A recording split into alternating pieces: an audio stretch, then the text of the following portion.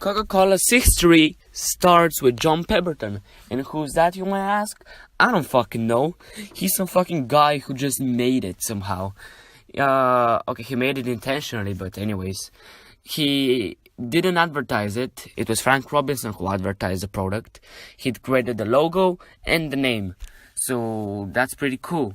But then John Pemberton died, and another man called Asa Candler took over the business for $200. Well, he did a shit ton of work.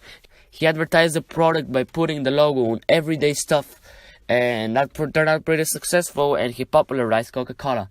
Around the First World War, he left the business because sugar prices rose up and it was near bankrupt. And then when we skip a bit, the Second World War comes.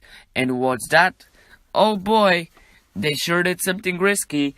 They made many factories near the freaking battle camps, and then the soldiers wrote some letters, and bibbidi boop, that's advertisement. Every decade after the World War introduced something new, but it was never as big as the Second World War.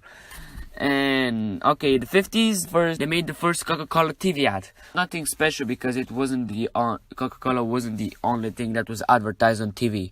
The 60s, they made a Full Pass jingle, and it sold pretty well. Actually, it wasn't supposed to be a full song, but they made it because it was so popular.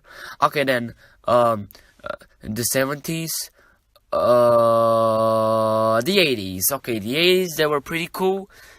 Because they weren't cool, they changed the logo, but it wasn't very important because the 90s, oh boy, they sure did something for shitty. They changed the fucking taste, and people were freaking pissed. So they bring back the old taste, and sales got higher, and that's always a good thing because that means money, and people like money. What the fuck?